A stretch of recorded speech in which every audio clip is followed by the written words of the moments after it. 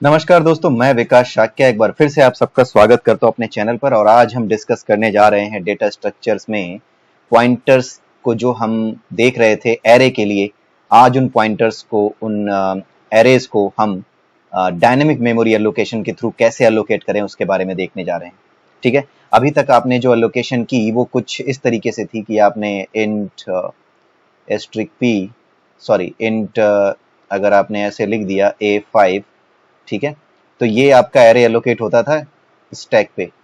आप जानते हैं कि स्टैक और हीप दो अलग अलग मेमोरी एरियाज हैं। हीप जो है वो डायनेमिक मेमोरी एलोकेशन के लिए है और स्टैक ये स्टैटिक मेमोरी एलोकेशन के लिए है। ठीक है, तो आज हम देखेंगे कि किस तरीके से हम मेमोरी एलोकेट कर सकते हैं एक एरे के लिए using the dynamic memory allocation technique. ठीक है, तो उसके लिए हमारे पास सी की अगर हम बात करें तो चार फंक्शंस होते हैं: मैलोक, कैलोक, रीएलोक और फ्री। ये चार फंक्शंस होते हैं जिनका यूज हम सी में करते हैं मेमोरी एलोकेट करने के लिए। ठीक है, इसकी जरूरत क्यों पड़ती है डायनेमिक मेमोरी एलोकेशन के लिए? सपोज आप एक प्रोग्राम बना रहे हैं जहां पे आपको पहले से पता है कि आपके पास आपको सिर्फ और सिर्फ 10 एलिमेंट चाहिए। ठीक है, तब तो ये ठीक है। लेकिन जो नॉर्मल रियल सिनेरियो होता है, रियल लाइफ सिनेरियो होता है, वहां ऐसा नहीं होता। वहां नॉर्मली आपको एलिमेंट्स का नंबर पता नहीं होगा। हार्डली ऐसा होगा कि जहां आपको एलिमेंट्स का नंबर पता हो कि कितने एलिमेंट्स, कितने इंटीजर्स या कितने आपके फ्लोट नंबर्स या कितने स्ट्रक्चर वेरिएबल्स आपको स्टोर करने हैं। ठीक है, तो वो आपको हार्डली रियल टाइम पे पता होगा। रियल टाइम पे जब भी आप मेमोरी एलोकेट करेंगे किसी भी एरे के लिए, तो वो डायनेमिक ही होगी, मैक्सिमम डायनेमिक ही करनी होगी। डायनेमिक मेमोरी एलोकेशन का बहुत इंपॉर्टेंस है।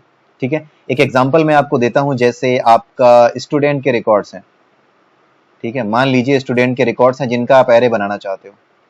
ठीक है, अब स्टूडेंट के रिकॉर्ड्स का अगर आप एरे बनाना चाहते हो तो स्टूडेंट्स तो ऐड भी हो सकते हैं, किसी दिन डिलीट भी हो सकते हैं, कोई नया स्टूडेंट आ सकता है। ठीक है, तो ये डायनेमिक है स्टूडेंट की काउंट। तो उस केस में क्या होगा कि अगर आपको स्टूडेंट्स का एरे बनाना है, सपोज आपका एप्लीकेशन है, कोई आप एप्लीकेशन लिख रहे हो और उस एप्लीकेशन में आपको क्या करना है कि आपका एप्लीकेशन जैसे ही अप होता है वैसे ही जितने भी आपके स्टूडेंट्स हैं उन सभी स्टूडेंट्स का एक एरे बनाता है और अपनी मेमोरी में उनको रख लेता है ताकि वो दिखा सके यूजर को कि कितने स्टूडेंट है, किस स्टूडेंट का क्या रिकॉर्ड है।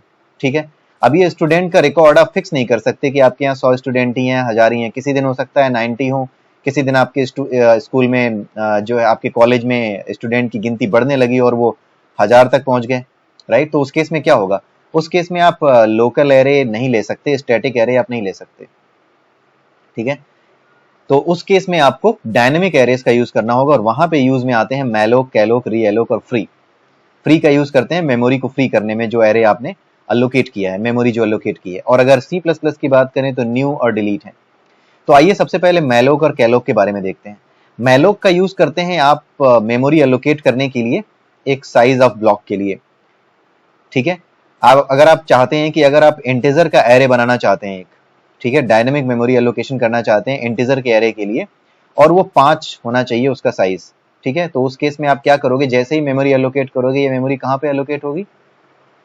हीप पर एलोकेट होगी, ये स्टैक में नहीं जाएगी। हीप पर ये मेमोरी एलोकेट होगी 5 एलिमेंट्स के लिए। ठीक है, और पी इसको बेस एड्रेस को पॉइंट करने लगेगा। मान लीजिए ये 2000 है, यहां पॉइंट करने लगेगा। तो ये मेमोरी कहां पे होगी? हीप में होगी। ठीक है, हीप की इस मेमोरी में 5 into size of hint. Size of क्यों दिया? क्योंकि मुझे किस साइज के ब्लॉक बनाने हैं, मुझे इंटीजर जितना मेमोरी लेता है उसके साइज के ब्लॉक बनाने हैं। और कितने बनाने हैं? 5। तो 5 ब्लॉक्स, 1 2 3 4 5 ब्लॉक्स बन गए। ठीक है, तो इस तरीके से इस मेमोरी को हम अलोकेट करते हैं यूजिंग मैलोक। ये मैलोक की बात कर रहे हैं।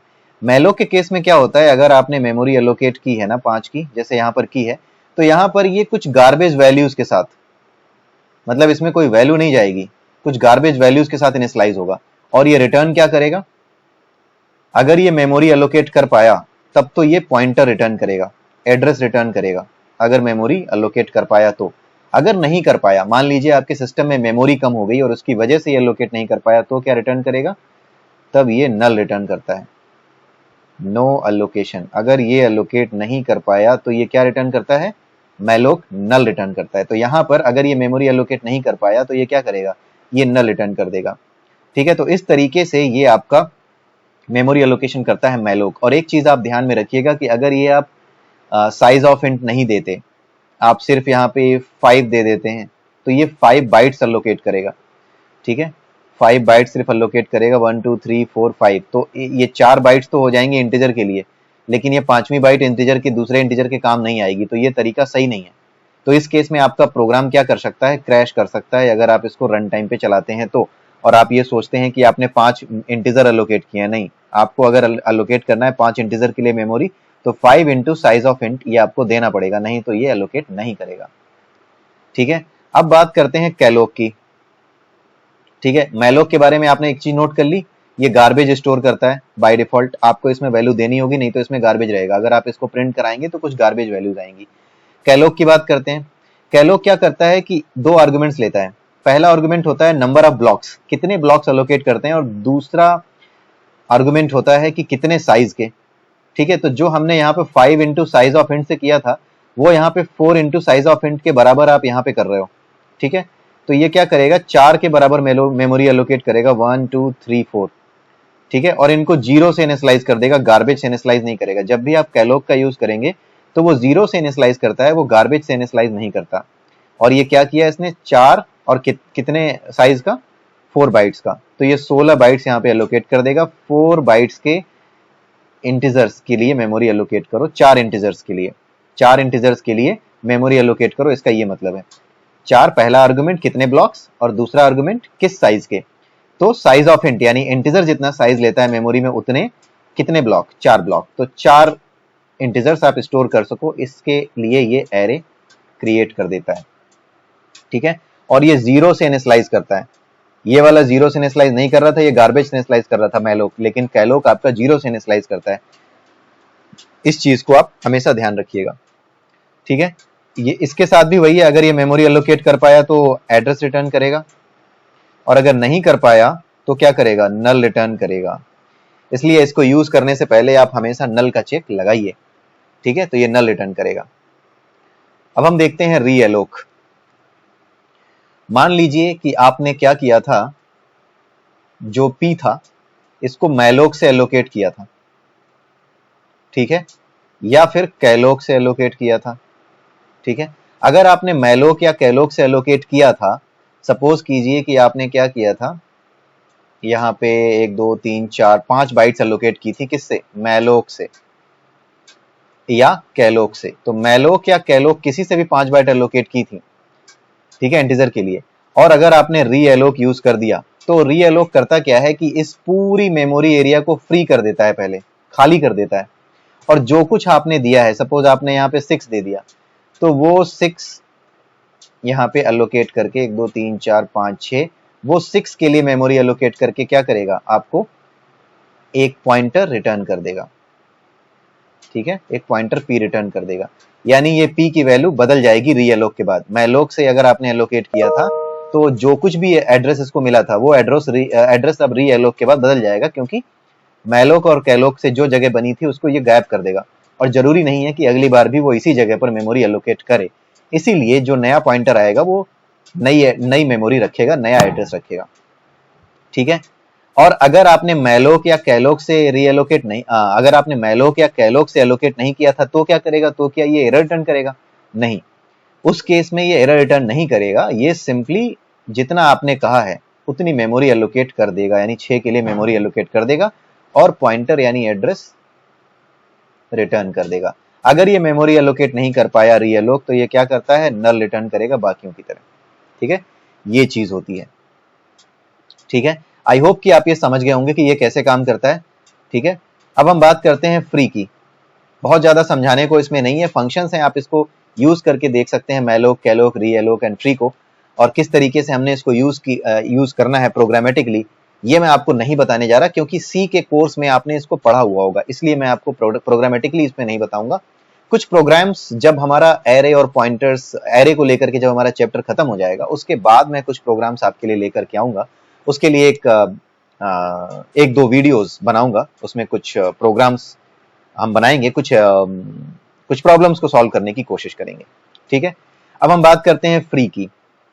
फ्री क्या करता है, जो मेमोरी आपने एलोकेट की है ना, 4 बाइट 5 बाइट जो भी, मैलोक, कैलोक, री एलोक, किसी से भी, उसको क्या कर देता है, फ्री कर देता है, यानी हीप को उतनी मेमोरी से खाली कर देता है, हीप फ्रीड। ठीक है, हीप को उतनी मेमोरी से खाली कर देता है। अच्छा, अब हम देखते हैं, यहां पे हमने सिर्फ पी पास किया है, आपने मेमोरी एलोकेट की है मान लीजिए 6 के लिए, तो ये कैसे जानता है कि कितने बाइट या कितनी मेमोरी फ्री करनी है, इसको कैसे पता चलता है? ये बहुत इंपॉर्टेंट क्वेश्चन है और इंटरव्यूज में बहुत बार पूछा जाता है। होता ये है कि हीप में जब आप मेमोरी एलोकेट करने जाते हो ना, सपोज 4 बाइट की 4 इंटीजर के बराबर मेमोरी आपको एलोकेट करनी है, ठीक है, तो 4 इंटीजर 1 2 3 4 यहां तक की मेमोरी एलोकेट करनी है, तो होता क्या है, ये कितनी हो गई, 16 बाइट्स, 16 बाइट्स की मेमोरी एलोकेट कर देगा। लेकिन 16 बाइट्स की मेमोरी एलोकेट करने के साथ साथ ना ये एक लोकेशन और लेता है अपने लिए, वहां पे ये 16 बाइट्स को स्टोर करता है।